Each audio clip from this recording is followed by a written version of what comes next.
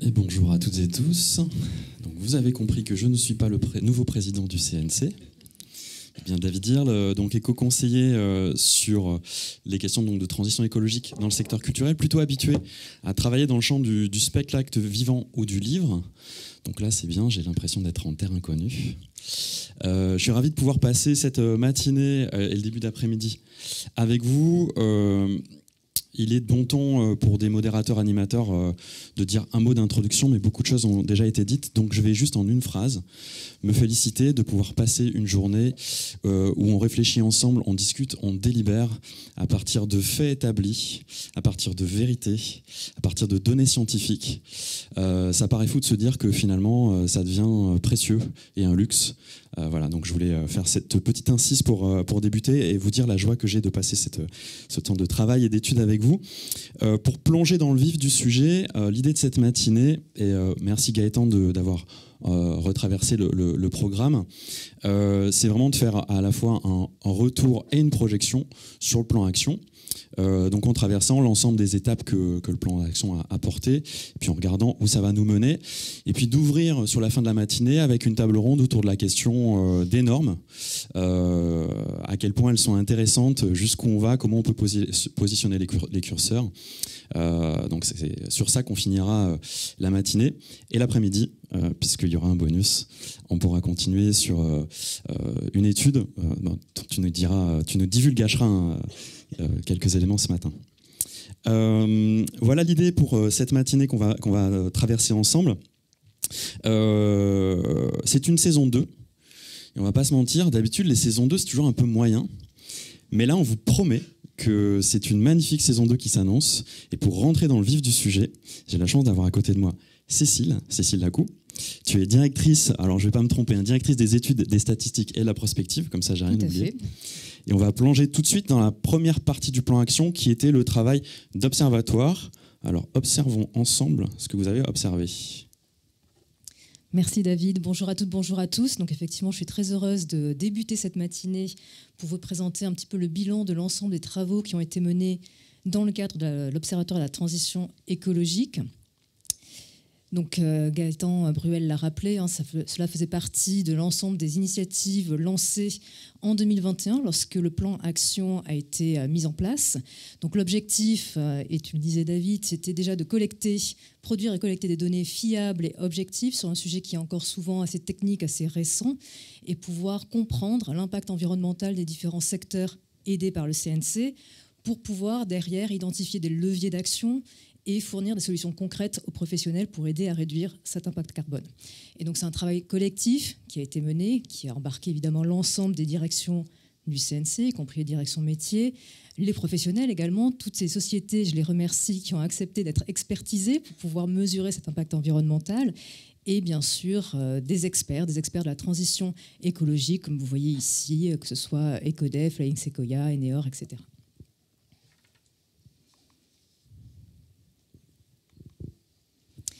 Et donc, là aussi, nous avons mené plusieurs études pendant ces 3 ans, 2 ans exactement. 6 études, très exactement. En réalité, 5, parce qu'il y a une première enquête que l'on a menée 2 fois, celle sur les pratiques écologiques des secteurs, qui était pour prendre le pouls un petit peu auprès des professionnels, savoir où ils en étaient de la mise en place de pratiques écologiques. Une enquête qu'on a renouvelée également début 2023. Et puis, donc, on a mené un certain nombre d'études. Déjà, en premier lieu, sur les salles de cinéma. On a commencé plus modestement sur un audit énergétique et déchets de ces salles-là. Ensuite, on allait un cran plus loin en évaluant le bilan carbone, donc ce qu'on appelle le BGES, le bilan des émissions de gaz à effet de serre, scope 1, scope 2, ça devient un peu technique, mais avec toujours le volet déchets et mobilité pour les studios de tournage. Et on a réalisé le même exercice sur les studios numériques, donc d'animation, post-production, VFX, une mission qui vient tout juste de s'achever. Et enfin, on a également réalisé l'an dernier un audit énergétique des projecteurs, donc une étude un petit peu plus spécifique qu'on a présentée au Congrès des exploitants l'an dernier. Alors, on a l'impression, c'est le premier élément que tu voulais nous amener, qu'avec ce travail qui est mené, il y a une montée en maturité des professionnels du secteur du cinéma et de l'audiovisuel sur ces sujets. Alors effectivement, et c'est le principal enseignement qu'on peut retenir de ce sondage, cette enquête qu'on a menée auprès des professionnels, celle dont je vous parlais, sur les pratiques écologiques dans le secteur du cinéma, de l'audiovisuel. c'est que les lignes ont bougé fortement en à peine un an, entre 2022 et 2023. Et c'est ce qu'on voyait à travers tous les indicateurs. Déjà, lorsqu'on posait la question de la mise en place de bonnes pratiques, de pratiques écologiques sur les lieux de travail, on avait 87% des sociétés interrogées début 2023 qui nous disaient l'avoir fait. C'est 9 points de plus qu'en 2022. Donc une très forte progression, avec un effet rattrapage aussi, notamment en région. On avait un petit retard quelque part des sociétés implantées en région par rapport à celles implantées en Île-de-France, qui n'est plus le cas début 2023. Alors évidemment, il reste encore quelques différences en fonction du secteur. On avait des entreprises techniques et numériques, donc sociétés de post-production, VFX, services de vidéo à la demande, qui semblaient un petit peu plus actives sur le sujet, puisque la quasi-totalité d'entre elles avaient mis en place un certain nombre d'actions par rapport notamment aux sociétés du secteur de la promotion, donc distribution cinématographique et exploitation. Et ce que vous voyez ici aussi, c'est que la moitié de ces entreprises avaient mis en place de nouvelles pratiques lors de l'année 2022. Donc vraiment, en un an, les choses avaient bougé. Donc 2022 est un peu apparu comme une année charnière. Et lorsqu'on essaie de comprendre pourquoi autant de sociétés ont mis en place de nouvelles pratiques en 2022, bon, il y a aussi un effet conjoncturel, le contexte inflationniste qui a aussi poussé un certain nombre de sociétés à agir, à voir comment réduire leur consommation énergétique. Et vous voyez, c'est la première raison. La première raison à la mise en place de nouvelles pratiques lors de cette année 2022, c'était le coût de l'énergie. Et c'était encore plus flagrant pour les salles de cinéma. Clairement, c'était de loin la première raison, à 75%. Donc, ça a aussi permis de prendre conscience d'un certain nombre de choses, mais évidemment, les raisons, elles sont en réalité multiples, et c'est une conjonction de facteurs. Il y a aussi l'engagement sincère sur ces sujets RSE et une prise de conscience. Vous le voyez ici, c'est la deuxième raison. Et puis, ce qui joue également, c'est les obligations futures, les obligations réglementaires. Donc, il y a le décret tertiaire, notamment, qui concerne un certain nombre de sociétés.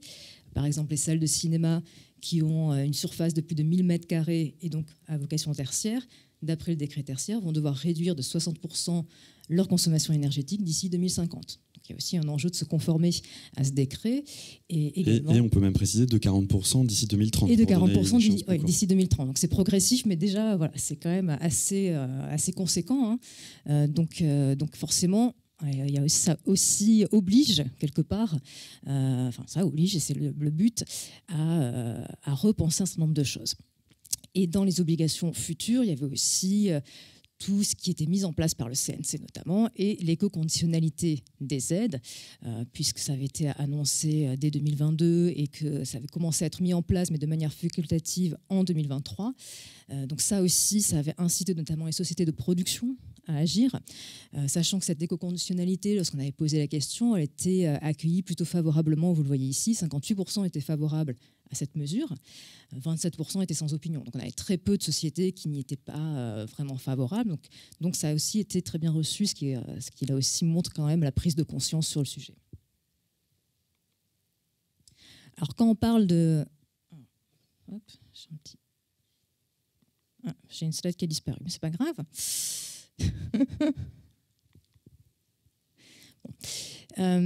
Ce qu'on constatait néanmoins, c'est qu'on avait un certain nombre de freins qui demeuraient. Pourquoi certaines sociétés n'ont pas encore forcément mis en place des pratiques ou sont plus réticentes à en mettre en place des nouvelles.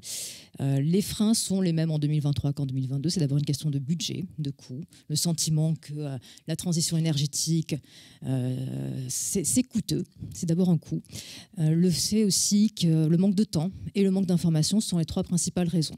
Mais là aussi, ce qui était intéressant, et ce qui montre justement la plus grande maturité du secteur, c'est que ces freins-là, ils étaient en recul en un an, et notamment le manque de temps, le manque d'information. Donc, manque d'information en recul, ça montre bien que les sociétés sont mieux informées sur le sujet, et le fait que le manque de temps, ce frein-là baisse, ça montre aussi que peut-être la transition énergétique devient davantage une priorité parce qu'on manque de temps pour ce qui n'est pas prioritaire en réalité. Ce qu'on se disait en préparant ce temps de travail, c'est qu'il y avait comme un petit paradoxe entre le fait qu'on allait chercher des actions qui allaient pouvoir permettre de l'économie financière, typiquement sur les économies d'énergie, il y a un gain potentiel d'économie, et l'analyse du coût de la transition écologique, comme si on n'identifiait pas encore complètement les endroits où la transition écologique était un investissement en argent et en temps, avec de vrais retours sur investissement possibles sur certaines actions.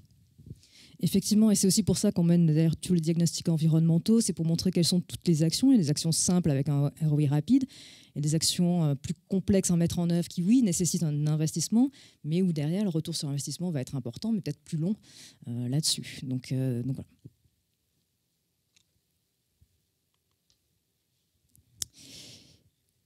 Ah oui, non, ça avait été inversé, moi c'est pas grave, je vais passer là-dessus. C'était pour dire que,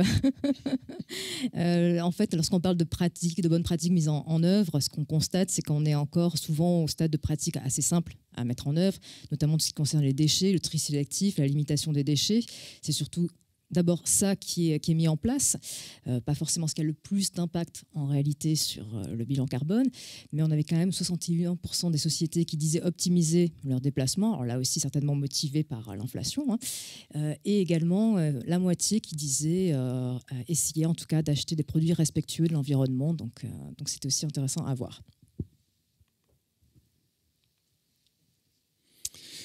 Oui, on faisait le lien du coup avec cet enjeu où le retour sur investissement peut être assez rapide, et ça fait le lien avec le travail que vous avez mené sur le diagnostic énergétique des salles de cinéma. Alors très lié au contexte géopolitique qui, comme vous l'avez remarqué, ne s'arrange pas. Donc la guerre en Ukraine qui avait accéléré ces sujets-là. Voilà, qu'est-ce que vous pouvez nous raconter? Qu'est-ce que tu as observé à votre endroit sur ce sujet du diagnostic énergétique des salles de cinéma? Alors effectivement, le premier diagnostic qu'on a mené, c'était sur les salles de cinéma. C'était une mission qui avait été confiée à Eneor, qui avait expertisé 14 établissements cinématographiques dans toute la France, évidemment avec des cinémas qui étaient représentatifs un petit peu de l'ensemble des situations du parc, des tailles différentes, des situations différentes. Vous voyez ici le coût annuel de l'énergie, donc en 2022, par cinéma, vous voyez que c'est extrêmement variable, ça va de 5 000 € par an jusqu'à 269 000 € par an de coût de l'énergie, donc des très grandes variations. Ce qu'on constate, c'est qu'en fait, il y avait plusieurs facteurs qui jouaient. Déjà, c'était la récence de l'établissement. Les établissements récents étaient quand même beaucoup moins énergivores, là où les établissements beaucoup plus anciens, même lorsqu'ils avaient été rénovés, continuer à consommer beaucoup plus d'énergie. Ce qui jouait également, ça va être la surface. Et ceux qui consomment le moins, ce que vous voyez d'un côté, c'est les plus petits établissements en termes de surface. Et les 5 qui consomment le plus, ce que vous voyez, c'est aussi une question de nombre de salles de cinéma. C'est les 5 multiplex qui consomment le plus d'énergie au global. Ce n'est pas forcément d'ailleurs ceux qui sont les plus étendus en termes de surface, mais voilà, beaucoup de salles de cinéma.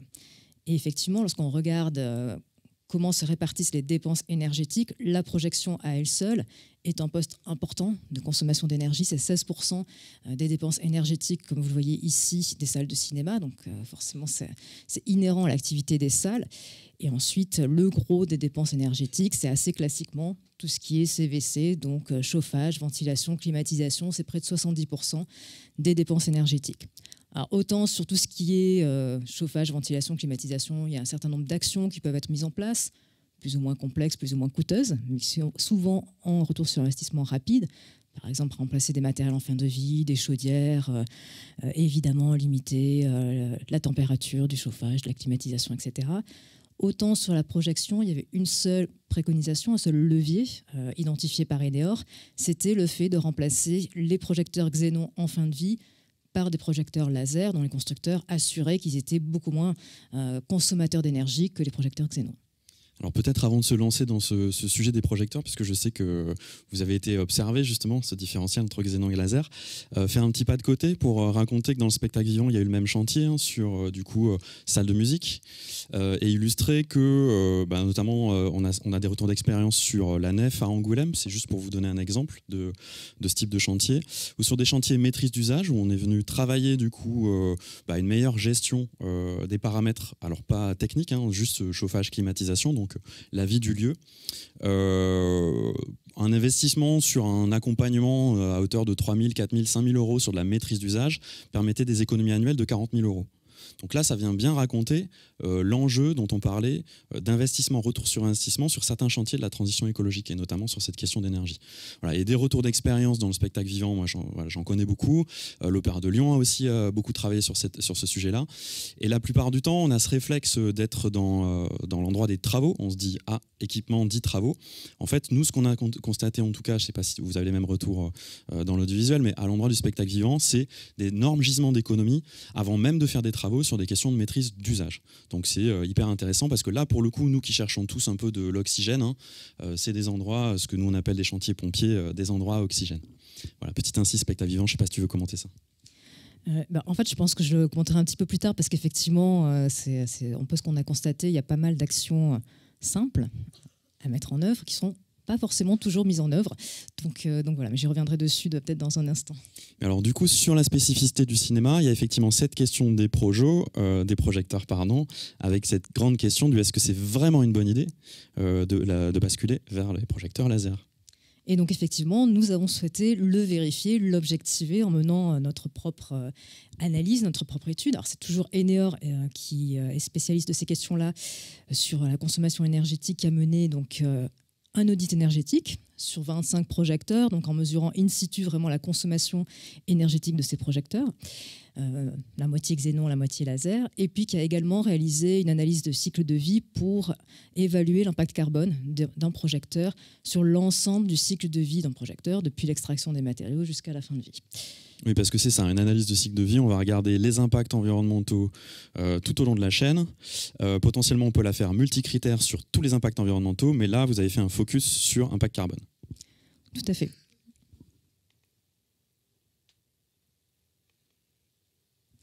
Et donc là, les constats ils sont effectivement sans équivoque, c'est-à-dire que si on regarde la consommation énergétique, en moyenne, un projecteur laser consomme 4 fois moins d'énergie qu'un projecteur xénon. Ce que vous voyez ici, vous n'avez pas besoin de lire tous les chiffres, mais en gros, ce qu'il y a à retenir, c'est qu'en rouge, ce sont tous les projecteurs xénon. Donc vous voyez que la consommation est beaucoup plus élevée qu'en bleu, les projecteurs laser. Les variations, elles s'expliquent surtout par la puissance du projecteur. Plus vous avez un écran qui est grand, plus vous avez besoin d'un projecteur puissant, plus il consomme de l'énergie, c'est les variations que vous voyez, mais dans tous les cas, les projecteurs laser consomment 4 fois moins d'énergie qu'un projecteur xénon. Et ce qui est intéressant aussi, c'est que les projecteurs qu'on appelle rétrofit, donc des projecteurs xénon qui ont été transformés en projecteurs laser, ils ont la même performance qu'un projecteur nativement laser, donc c'est aussi une solution qui peut être pertinente. Et donc, évidemment, cela se traduit également par des gains financiers, le fait qu'un projecteur laser consomme moins d'énergie. Et non seulement il consomme moins d'énergie, mais il a aussi des besoins moindres en climatisation, puisque les projecteurs laser sont refroidis intégralement intégralement déjà dans la conception. Donc, ils ont moins besoin de climatisation, ce qui fait que si vous regardez la courbe du haut, ce sont les gains financiers en fonction de la taille de l'écran, en intégrant également les économies liées à la climatisation. Pour un écran de moins de 6 mètres, c'est 1 850 € d'économie, on est au tarif 2024, par an. Et sur un très grand écran de 24 mètres, c'est près de 6 000 € d'économie par an, donc c'est quand même assez substantiel. Mais au-delà donc, de la consommation énergétique, et c'est aussi pour ça qu'on a mené une deuxième analyse sur l'impact environnemental, plus précisément carbone, ce qu'on constatait également, c'est que là aussi, les projecteurs laser sont clairement plus écologiques. L'impact carbone est 3 fois moins important pour un projecteur laser. Alors c'est aussi lié au fait que l'essentiel quand même de l'impact carbone des projecteurs, elle est liée à la phase d'utilisation. Un projecteur, c'est en moyenne 10 ans d'utilisation, voire un peu plus. Et donc c'est ce qui va avoir le plus d'impact. Et donc forcément, comme on a vu que les projecteurs laser étaient beaucoup plus économes de ce point de vue-là, en phase d'utilisation, ça se traduit dans un impact environnemental largement inférieur. Hors phase d'utilisation, on est sur à peu près les mêmes impacts sur les différentes phases, avec une deuxième phase qui est aussi assez émissive, c'est l'extraction des matériaux.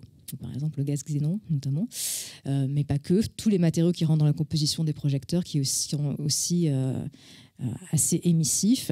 Et sur la fin de vie, il y a aussi un enjeu qui est quand même assez conséquent, c'est le fait qu'une partie des matériaux sont recyclables, une autre partie ne l'est pas, et il y a un certain nombre de questions qui se posent, notamment sur les projecteurs xénon. Les lampes xénon aujourd'hui, a priori, il n'y a qu'une seule usine basée à Los Angeles qui est capable de les recycler, donc ça limite un petit peu les possibilités. Et elle n'a pas brûlé celle-là? A priori non, dernière nouvelle, j'espère pas, parce que sinon... Et sur les projecteurs laser, en réalité, on manque un petit peu de recul encore pour savoir vraiment ce que les exploitants en font, puisque les premiers ont été installés il y a 4-5 ans. Donc, comme je disais, c'est une durée de vie de plutôt 10 ans. Donc voilà, donc on est parti sur des hypothèses de ce qu'il adviendrait de ces projecteurs. Ok, mais globalement, quand même, ce qui ressort de l'étude, c'est que cette transition technologique, elle est compatible avec la transition écologique, voire même c'est une bonne idée pour le porte-monnaie. Oui, parce qu'au final, vous faites des économies et après, c'est un investissement, un projecteur laser, donc ce qu'on disait tout à l'heure. Et c'est pour ça que la recommandation, la préconisation était de changer des projecteurs en fin de vie, xénon en fin de vie, par des projecteurs laser. Il ne s'agit pas de changer tous les projecteurs d'emblée par des projecteurs laser parce que ce sera un investissement trop important. Et puis l'autre solution qui est moins coûteuse et qui est tout aussi efficace, c'est de rétrofiter ce que je disais en projecteur xénon, en projecteur laser. C'est moins coûteux. Ce n'est pas toujours possible, hein, mais en tout cas, voilà, ça peut aussi être une solution un peu plus économique et toujours avec un retour sur investissement assez rapide. Merci, on voulait un peu insister sur ce chantier parce que c'est vrai que c'est rare et précieux les chantiers où on arrive à cocher un peu un alignement entre le technologique, l'écologique et le retour sur investissement. Peut-être avancer pour pas que rester sur l'endroit des salles, puisque vous avez aussi, dans le travail d'observation, été regarder l'endroit des studios de tournage. Alors tout à fait, alors, comme je vous expliquais, là on allait un cran plus loin parce qu'on a fait un BGS Scope 1 et 2, donc sur des émissions directes et indirectes des studios de tournage. Il y a eu 12 studios qui ont été analysés, audités par un consortium composé de la base, Flying Sequoia et Ecodev. Et ce qui ressortait de cette étude, c'est déjà que l'impact est quand même assez important, même si peut-être le chiffre ne vous parlera pas, mais c'est plus de 110 000 tonnes de CO2 d'émissions au global des 12 studios. Voilà. Donc, je commenterai un peu les chiffres, c'est vrai que là en l'état 110 000 tonnes ça veut pas dire grand chose. Mais c'est quand même assez important, sachant qu'il y a un point à retenir, c'est que l'essentiel des émissions carbone, en réalité, elles sont imputables aux productions accueillies par les studios de tournage. 92% de ces émissions sont des émissions indirectes liées aux productions accueillies. Donc, si vous voulez comparer les Jeux Olympiques, pour donner un ordre de grandeur, les Jeux Olympiques de Paris, le bilan carbone définitif les a estimés à 1,5 million de tonnes de CO2 sur la partie physique. Hein. Alors. Ça donne un référent. Donc voilà, donc après, en fonction des studios, évidemment, là on est sur une moyenne d'à peu près 9500 tonnes de CO2 par studio, mais en réalité l'impact carbone était assez variable d'un studio à l'autre, ça dépend du type de production accueillie, s'il y a davantage de projets publicitaires qui ont un impact carbone plus faible ou de gros projets cinématographiques, ça ne va pas être le même impact. Ce qui est intéressant au global, c'est de voir qu'il y a 2 postes qui sont les plus émissifs, ce sont les intrants. Ce qu'on appelle les intrants, c'est l'achat et location de biens et de services, donc tout ce qui va être décor et costumes, restauration, etc. Et c'est le fret. Donc à eux deux, vous voyez, c'est plus de 80% des émissions carbone. Ce qui est marrant, c'est qu'on tombe un peu sur les mêmes chiffres quand on compare par exemple à des projets de compagnie. Il y a des référentiels carbone du ministère qui vont sortir sur l'ensemble des secteurs. Et alors, je divulgage un peu, hein, c'est pas encore des chiffres officiels, ils sont encore en travail, mais on tombe un peu sur ces chiffres-là. Un bilan carbone d'une compagnie conventionnée, ça tourne autour de 250 tonnes à l'année. C'est marrant de voir comment on peut retomber un peu sur ces ordres de grandeur. 130, 150 tonnes, c'est aussi par exemple le bilan carbone de l'Orchestre de Savoie, un orchestre départemental avec 60 musiciens qui tournent sur un département. C'est pour illustrer un peu que voilà, dans les ordres de grandeur, finalement, sur les activités culturelles, parfois on retombe sur des choses qui se ressemblent, en tout cas de l'ordre de la même échelle en tout cas. Effectivement. Et le troisième poste, vous le voyez ici en vert, c'est tout ce qui est mobilité, déplacement. C'est 12% des émissions carbone, mais en réalité, là aussi, c'est variable. On avait identifié des studios qu'on avait appelés français, donc qui accueillent quasi exclusivement des productions françaises, et d'autres plus internationaux qui ont un quart de projets de production étrangère, donc forcément davantage de trajets longue distance, etc. Et vous voyez que l'impact de la mobilité, il varie de 8% seulement pour les studios français, des émissions totales, jusqu'à 18% pour les studios dits internationaux. Donc forcément, là aussi, il y a des variations en fonction de la nature de l'activité de chacun des studios. Et là, si on se situe, ça se situe quelque part entre le musée du Quai Branly, donc on estime à peu près à 23 000 tonnes de CO2 émis pour ces activités à l'année, et l'Opéra de Paris, on a des chiffres autour de 44 000, 45 000 tonnes. Voilà, toujours pour vous donner un peu des grands repères, des ordres de grandeur, parce que ces tonnages en CO2, ils ne parlent pas tout seuls.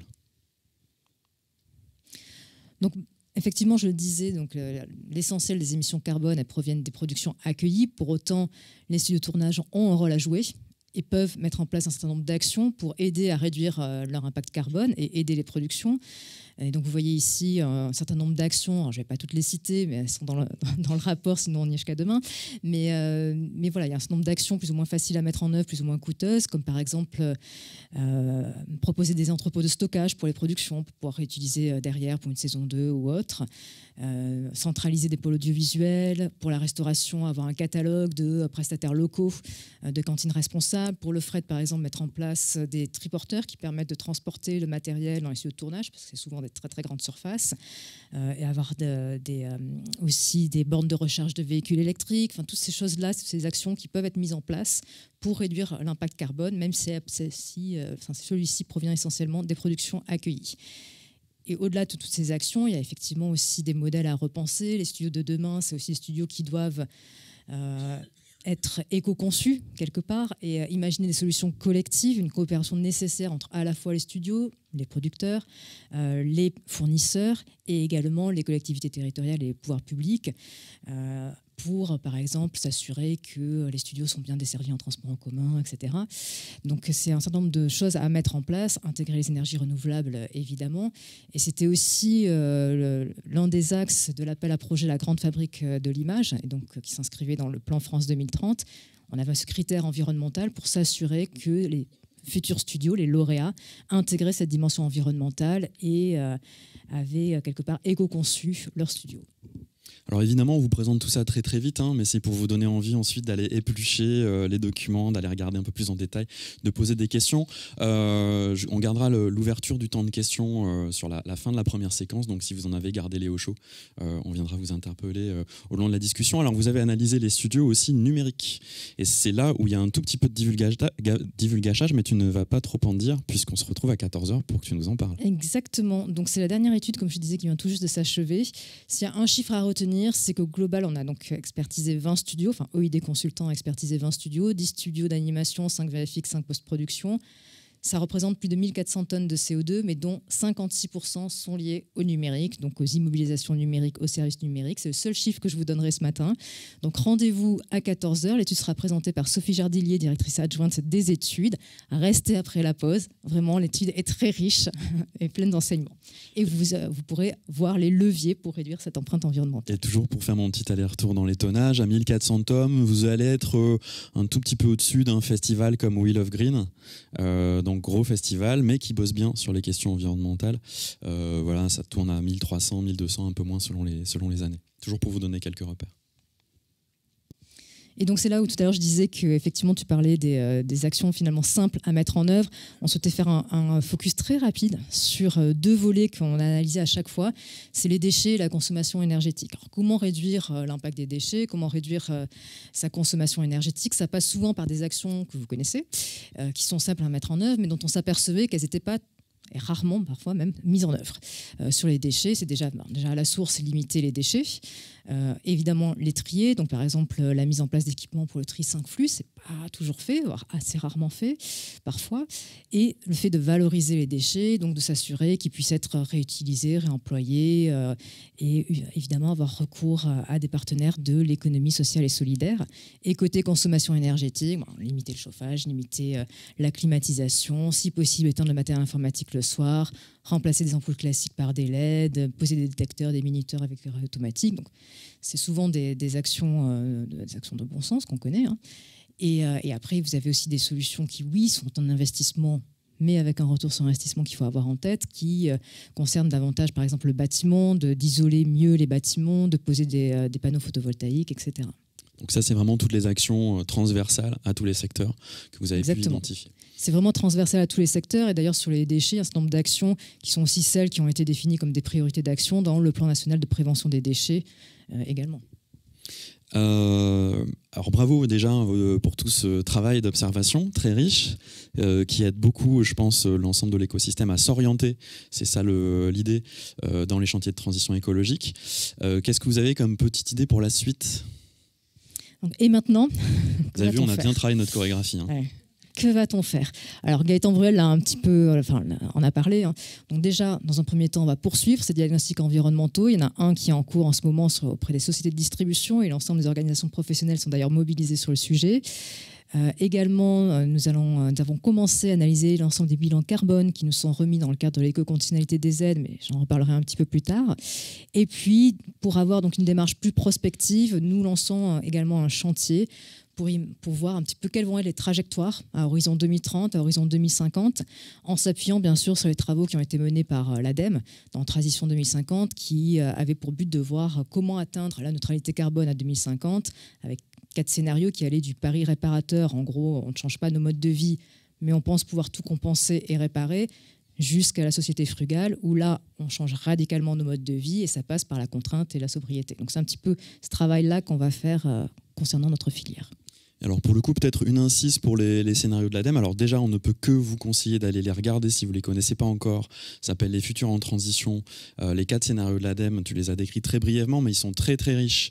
Ils sont feuilletonnés. Donc c'est vraiment une ressource incroyable quand on veut essayer de se projeter et d'imaginer à quoi pourrait ressembler la société française demain, sur à peu près tous les sujets, hein. L'alimentation demain, le numérique demain, la mobilité demain.